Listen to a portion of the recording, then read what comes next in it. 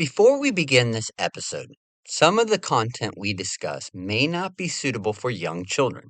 However, the decision is ultimately yours with your young ones. Episode 62, The Enticement of Midian.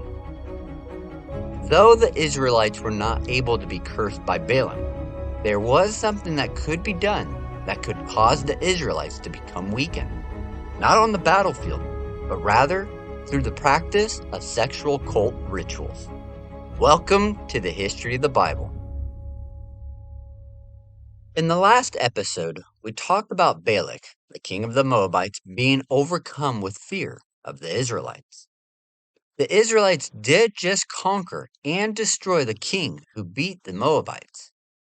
To help Balak with this fear, he wanted to curse the Israelites so that they could be beaten in battle. This is when Balak summoned Balaam to the plains of Moab to curse the Israelites. However, because of the divination that Balaam was reading from the animals that were sacrificed, he was not allowed to curse them, although he did give Balak a word of advice that would begin bringing Israel down. What was the advice that Balaam gave to Balak, the king of Moab? Was it some strategic strategy for battle? No. Was it a way to come to a peace agreement with the Israelites?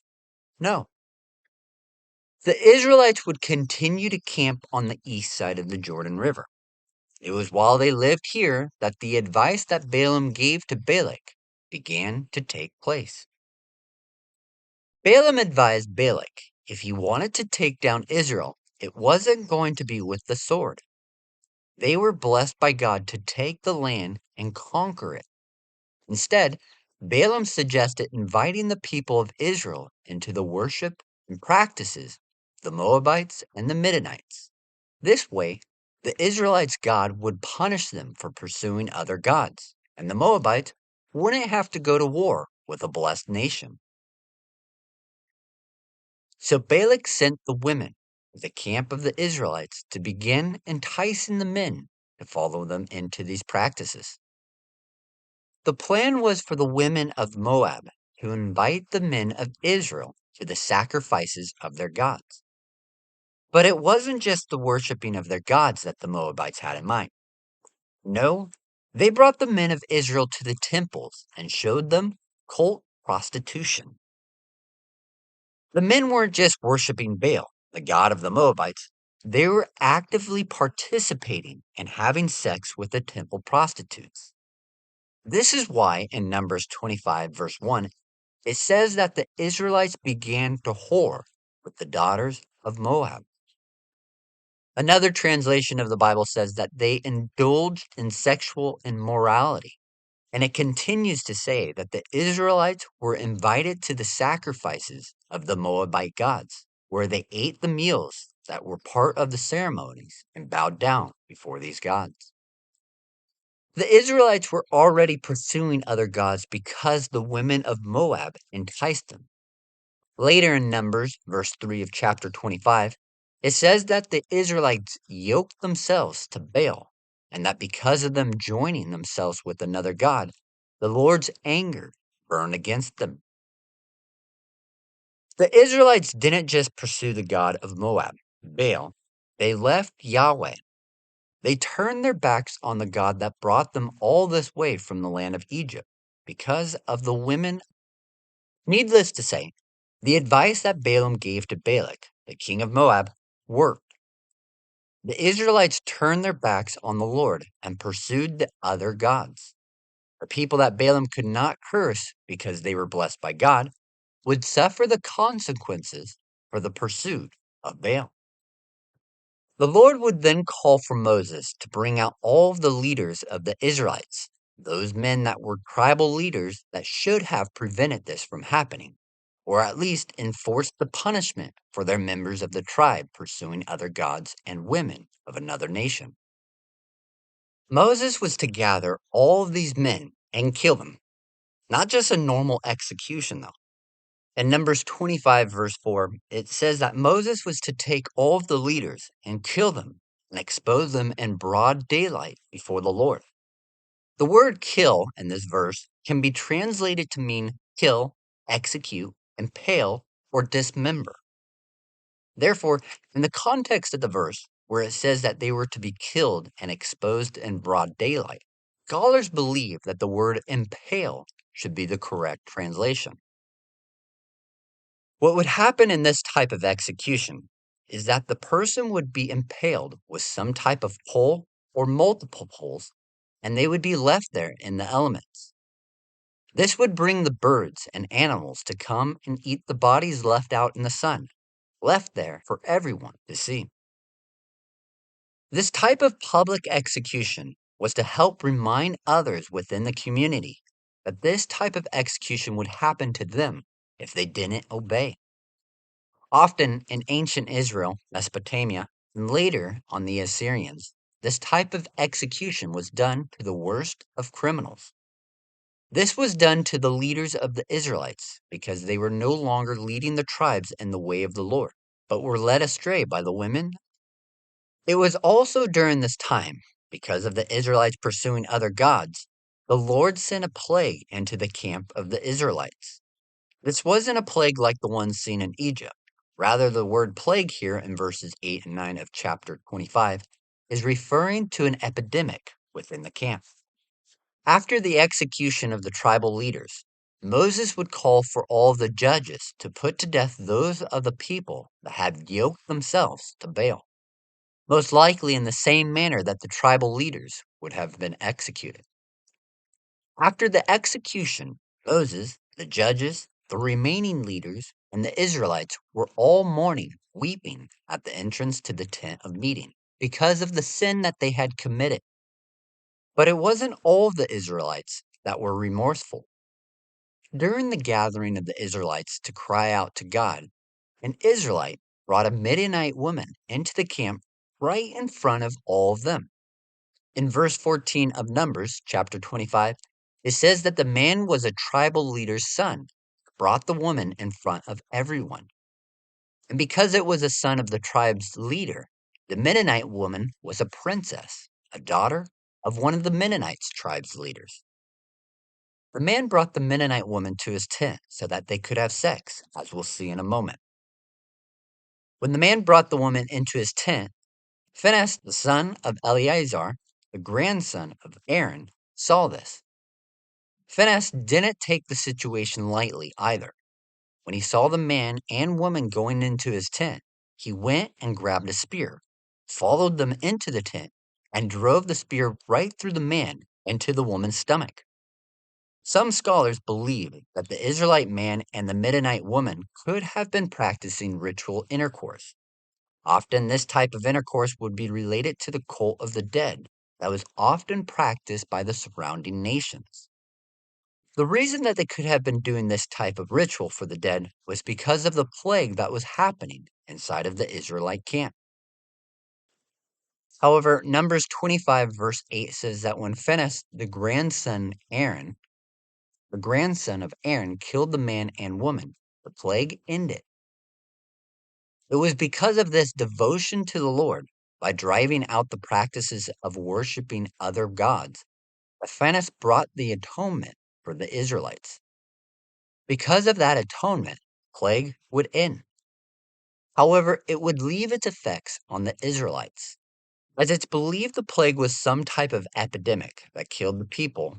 In verse 9 of chapter 25, it says that those who died in the plague numbered 24,000. The number of people that died is debated, though. It goes back to the discussion. How many Israelites left Egypt? Was it over 1 million? Or was it closer to 30,000 or so? What makes it so difficult to answer this question is that the language that is used is almost identical. To say 24,000 people and 24 clans are almost the same Hebrew words. Therefore, it could be that rather than 24,000 people dying, it might have been 24 clans that were wiped out. This would make more sense when the Lord called for Moses to bring out the leaders of the clans that allowed their members to sin by pursuing other gods and the women of Midian and Moab. 24 clans and their leaders lost their way by turning their backs to the one true God, Yahweh, and pursued foreign gods and their practices. It could have been that the leaders of these 24 clans Moses would have executed by impaling them with a pole and left out in the elements. When the plague came, it only came after those 24 clans had followed their leaders on the wrong path. On the flip side, when Phinehas drove the spear through the man and woman in their tent, it ended the plague because of the devotion that he had for the Lord, brought about the rest of the Israelites' atonement. The Lord also makes a covenant with Phinehas and his descendants, saying that the priesthood will stay within the family line of his, and not just any priesthood position. The high priest position would stay within the family and descendants of Phinehas. When all this was said and done, the people repented and turned back towards Yahweh. The Lord told Moses that because of what the Midianites did, they were to be treated like the Canaanites, enemies of Israel. This would be the beginning of a continual fight between the Israelites and the Midianites. Although it was started by the Moabites and their king, Balak, it seems they didn't involve themselves too much in the actual enticing of the Israelites. However, later on, the Israelites and the Moabites would be in the same boat as the Israelites and the Midianites, enemies of one another. After the plague had come through the camp, Moses was told by the Lord to number all of the Israelites, to take another census of the clans within the tribes of Israel. When they took the census, it was found that none of the men that were counted in this one were alive during the first census in the desert, right before the Israelites sent the spies into the land of Canaan. The only men that were still alive from the first census were Moses, Joshua, and Caleb. Those three men were the only ones alive that originally came out of Egypt. However, during the census, it only counted males that were 20 years or older. Basically, males who were of the age to go to war. But there came an issue that a man from the tribe of Manasseh had no sons, but only daughters, 5 of them. These 5 daughters came to Moses, Eleazar, and the leaders of Israel to bring up their concern about the land and their father's name. Their father was not a rebellious man. He didn't join the rebels that came against Moses and Aaron in the desert. But they tell the leaders of Israel that he died in the wilderness for his own sin of not trusting the Lord to bring them into the promised land. But because he didn't have any sons, his daughters were concerned that their father's name would disappear from the clan. Often, the disappearance of a family came about because the family no longer held any land to their name. And in that period of history, the land was only passed from father to son. But there are no sons in this case.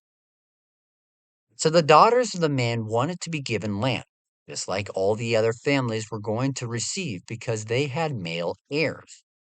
Family name was of extreme importance at this time. If one were to lose their family name, it was as if they were abandoned by society. Some even say that it was divine judgment when the family name was removed from society. Much later on in the history of Israel, when a man was wicked, often the Lord would wipe out the man's family name from all living records, ringing it in to the man's lineage. So when the daughters came to the leaders of Israel and Moses, they didn't want to be abandoned by society or the clans. So they asked for the land to keep their father's name alive. Moses would bring the case before the Lord, and the Lord would grant the women the inheritance of their father when they arrived in the promised land. This would bring about a new set of laws at that moment. Whenever a man had no sons, but only daughters, the daughters would be able to receive the inheritance just like their male counterparts. However, if a son was born to a man, then the inheritance would be passed on to him. This new law gave the rights to women that would allow them to own and share in the inheritance if there was no male to be born to their father. Other laws like this have been discovered in the surrounding nations. The ancient Sumerians had laws that would allow women to inherit land if there were no sons. Cities in Babylon, Athens in Greece, and Egypt all had laws that permitted a woman to inherit land within the family if there were no sons to inherit that land. Again, this would prevent the loss of a family name within the clans, keeping those that are still within that family from being abandoned within society. The new law would continue. If a man had not borne any sons, the land would be passed on to his daughters. If he had no sons or daughters, the land would be passed on to his brother. No brother? Then it would go to his uncle. If he had no uncle, then it would go to the closest relative in the clan. This is so that the land would stay within the clan and not be lost to another clan or tribe altogether. Now, this law came up right after the battle with the two kingdoms on the eastern side of the Jordan River, and during the incident with the Moabite women enticing the Israeli men to follow their gods. This is important to notice because the mindset of the people had changed.